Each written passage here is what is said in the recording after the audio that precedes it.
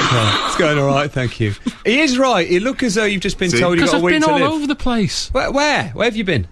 You name it, I've been. If you had a globe in here and you span it and popped your finger on it, I'll go, yeah, I've been there. France. Well, not for the series, but I've been there, yeah. Your kitchen. Yeah, I've done that. But, no, I've been everywhere. I've been to Alaska. I've been to Thailand. I've been to Vanuatu. What's that? Exactly, that's what a lot of people say. They don't know where it is. I'd never heard of it. The globe that I've got, Vanuatu, isn't even on it. Yeah, but it's a blow-up one, isn't it? It's not. It's a proper one. It's a proper globe that I've got, and I looked for it because I always I was doing like on Wackaday when they used to put stickers on a globe. It's a cracking reference there. For anyone who had a job in the 80s. Timmy Mallet, he had like a map, didn't he? And he'd say, "Hey." I love the fact that your geographical knowledge up till now was based on Timmy Mallet's Wackaday. All right. Well, I've been to there. I've been to New Zealand. I've been to Australia. I've been to Japan. Just got back from Japan about 3 days ago. Let's explain what an idiot abroad is. So this is where Ricky, yourself and Stephen Merchant send him to places he doesn't really want to go to.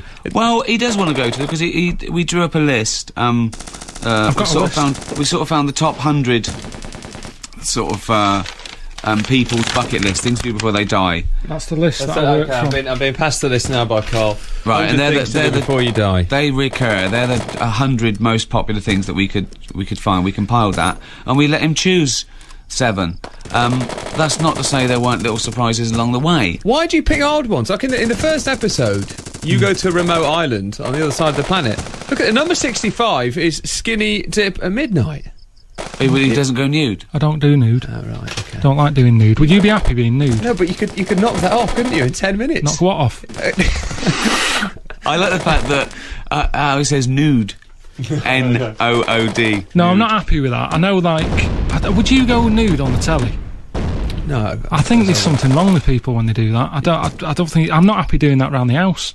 Just walking around with out on. You can understand why an actor would have to do it for a part. I don't actually. What about if the part... We know what's there. What are they showing us? Why does that happen? It's not great acting, taking your pants off. I don't understand why they have to do it. And it just makes it awkward when you're watching it with your mum and dad. No, but sometimes it is necessary because it would ruin the piece. Like what? Tell me a film where you've gone, I'm glad he got his tackle out. Well, no, but when you're showing something, it could be a form of degradation or something. Someone going into prison sometimes have an important scene where they're strip searched and they have to take their clothes off, and that might be integral to the plot. So therefore, you have to see it. But you just do it. You do it. They did. Look, you've watched Jesus of Nazareth. Yeah. With Mary had a baby. I don't know what this is. Is this a Boney M song? What are you talking about? What I'm saying to you is, you take things as given. If someone's pregnant, you don't need to see it happening. Too much sex on the telly. No, so I agree. I think 95% of it is gratuitous. Right, and that's what I just was saying. But we're not talking about. We're talking about when it can be justified. Sometimes it would be worse not to. It'd be better not to have anything than have a pair of pants on something. What about if you're going to stay with some tribe and they will consider it enormous disrespect for you not to strip off? Then that happened, didn't it? That happened in this first episode. Well, in context, that would then be acceptable, wouldn't it? That would be the right thing to do because it would be disrespectful not to do it. It's not gratuitous. No, it's all about societal pressure as well. Yeah, but at the same time, Richard, that happened, and it's not about... Ricky and Steve didn't send me to that tribe to wear a thing called a nambas. They just wanted to see me try to get out of me getting my tackle out. Yeah, I don't want to see his tackle. I like him struggling and feeling uncomfortable about the chances that he might get it. I don't ever want to... I must say, I never want to see him nude. Can you explain a nambas? It's like pants made of leaves. Yeah. Yeah. Or wicker. Or just anything that's lying around. Dolmades, that Greek dish with sort of rice wrapped in a little vine leaf. Yeah. We wanted his little rice. It's ridiculous. Yeah. I would have looked ridiculous. We're going to play a clip from the first episode in a moment. Just to cover, first of all, at the very beginning of the episode, Ricky, Carl doesn't quite understand the premise of 100 things to do before you die, because he says, why would I want to swim with dolphins if I've only got, a few minutes? Yeah, he thought it was immediately before you die. Like someone's really sick and ill on life support and you chuck them in a pond. All right, well, that's saying live every day as if it's your last, like Ronan Keating sang about. Yeah.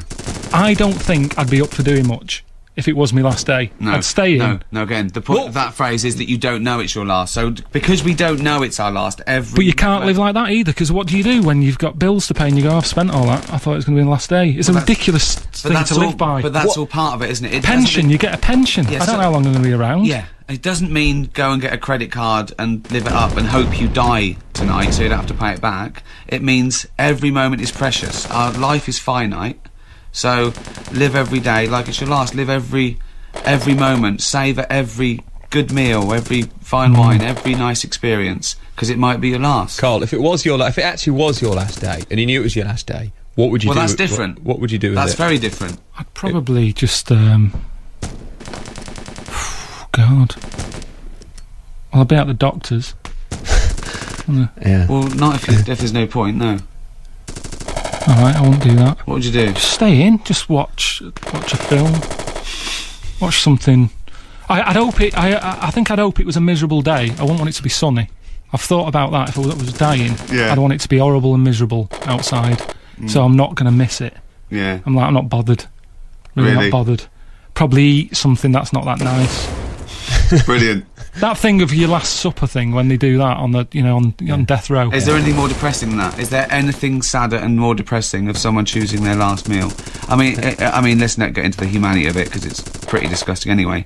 But the fact that they make sure you haven't got flu before they execute you. Well, the fact they use new syringes. I don't get that. Yeah. Use used ones. Yeah. What does it matter? Yeah, good point. That is a good point. Brilliant. That is a good point. I don't suppose you'd have much of more highbrow discussion on 5 Live. It is. I don't suppose you'd have much of an appetite for your last day anyway, or you're on death row. Let me just play a clip when you were on last time, because you'd done the first series, An Idiot Abroad, which was going to the 7 Wonders of the World, and you were so adamant, that you wouldn't do a second series. I don't know what I want to do at the moment. You're definitely ruling out doing another series of An Idiot Abroad. Yeah. No way. No way. No. What about if it rates really well? Doesn't matter. Remember, I didn't know what it was going to be like. I thought it was going to be a bit more like a holiday. I now know what it's like. And if you do a second series or something, it's got to get madder, hasn't it? Look at Jack Bauer, 24. It was believable at first, and it just starts getting mad. It was not believable. Well, more believable in Series 1 than it was as it went on. That's what I don't want to do. What's wrong with just doing something once? Right. Carl, what happened? Well, I've got bills to pay, haven't I? I've got bills to pay. So, it took me 6 months, didn't it? Gentle persuasion every time we sort of went out for a drink or went for a meal. Well, it was meant to be the Natural Wonders. There was talk of that. I'm not doing it. And then they said, the bucket list idea, you can come up with what you want to do. And, I thought, well, I'm deciding. So I'll do it. Plus, I was in a programme called Idiot Abroad. Options aren't flying in work-wise, Richard, when you've got that on your CV. When the idiot it refers to you, and you become known as an idiot. But mainly money. That's why does anyone do anything? Well, Attenborough messing about in the jungle at his age. He doesn't want to be in there, neck high in mud. He's doing it because it's a job, isn't it? Why are you sat here? Well, that's not true, is it? Because you could do something else, so it has to be a passion as well. You enjoy it, I don't know about that. I think most of us, you can't always pick what you want to do. You do it because money. I bet you're proud of the show, though, aren't you? But you are picking. I'm happy with it now. It's over. I think it looks brilliant. You said to me before. You said, "Oh, you watched the first episode. It looks amazing." It looks beautiful. What do you say to those people that think you're whinging? You've been all around the world. You're getting well paid. You're on Sky. People are interested in what you say. You've written books. You're under the wing of Ricky Gervais. I mean... that's why it's happened. You made it happen. Yeah, but what do you say to those people that think you're whinging and that think you should be grateful? Shut up. Because they don't know, do they? They don't know what it's like. Everyone just sees this 45 minutes of telly. They don't know what I've been through, where I've stayed. I'm not even moaning about it anymore. It's just people don't listen. Ricky, do you remember a couple of times ago when you were in and we rang Carl and he was at home and you were grouting, I think. I was grouting. You were grouting. Yeah. How did that go? It's all right. Yeah, good. Broke the vac doing it. What do you mean? Because when you're grouting, it all comes out. I had a Dremel. That's what I told you. Yeah, Dremel. Yeah. And it was going everywhere, dust. So I used Henry the Vac at the same time to sort of catch the dust. Yeah. Blew it up. Blew up the vac. Yeah. You got a new vac? Yeah, but a Hetty. Is it a Hetty? I have no idea. The pink one. This isn't actually going out, is it? I think it might. We can edit this bit out, aren't we, to make it a little bit tighter and more exciting. Well, we will do with the podcast. Yeah, sure. Carl, my point was this. When I spoke to you on the phone, you said that you hadn't seen any money from Series 1, and you said, Ricky keeps talking about this pot of money. Where's the pot? Still haven't seen it, honestly. Have you found it? Honest to God. Unless you know... I haven't seen the pot. And that's part of why I did... I don't want to go, but this is like talking about some sort of pension plan. Look, the point is that when you own the format, it's back end, which means that they see where the profit is the whole show, the sales abroad, and that takes... It's only just... The Office, the American Office, has only just started showing the syndication rights. It's worth waiting for, Carl, but... it's going to be a while, and you've got money to go along. I don't know where you spend your money. I know, last time he said, oh, this is unbelievable. We were out to dinner, me and Jane were out with him and Suzanne, and he was talking about Christmas, and he's moaning about money as well, and I know how much he's got. And, he was going, well, she's had a flaw.